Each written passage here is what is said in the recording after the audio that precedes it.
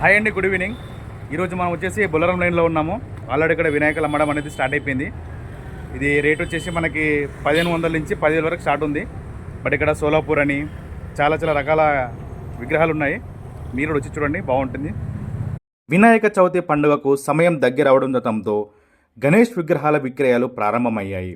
నగరాలు, పట్టణాలు, గ్రామాల్లో ప్రత్యేకంగా ఏర్పాటు చేసిన మండపాల్లో వివిధ రకాల గణేష్ విగ్రహాలు భక్తులను ఆకట్టుకుంటున్నాయి.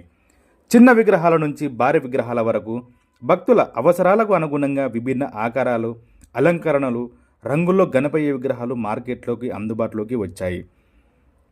ముఖ్యంగా మట్టి గణేష్ విగ్రహాలు పర్యావరణ రహితంగా ఉండటంతో ప్రజలు వీటిపై ఆసక్తి చూపుతున్నారు. అలాగే ప్లాస్టర్ ఆఫ్ ప్యారిస్ విగ్రహాలు, రంగురంగుల డెకరేటివ్ విగ్రహాలు కూడా విక్రయిస్తున్నారు. ఇక గణేష్ విగ్రహాల్లో కూడా ఎన్నో ప్రత్యేక రూపాలు కనిపిస్తున్నాయి. బాలగణపతి, రాజగణపతి, లంబోదరుడు, సిద్ధి వినాయకుడు, లక్ష్మీ గణపతి, పంచముఖ గణపతి, శివపార్వతులతో గణపతి, మూషిక వాహనంపై గణపతి వంటి విభిన్న రూపాలు భక్తులను ఆకట్టుకుంటున్నాయి. అంతేకాదు పర్యావరణంపై అవగాహన పెరుగుతున్న నేపథ్యంలో విత్తనాలతో తయారు చేసిన సీడ్ గణేష్ విగ్రహాలు, పూర్తిగా కరిగిపోయే మట్టి విగ్రహాలకు కూడా డిమాండ్ పెరుగుతోంది. ఈ విగ్రహాలను నిమజ్జనం చేసిన తర్వాత వాటిలోని విత్తనాలతో మొక్కలు పెంచుకోవచ్చు. విగ్రహాల కొనుగోలు సమయంలో భక్తులు తమ బడ్జెట్తో పాటు పర్యావరణాన్ని కూడా దృష్టిలో పెట్టుకోవాలని నిర్వాహకులు సూచిస్తున్నారు.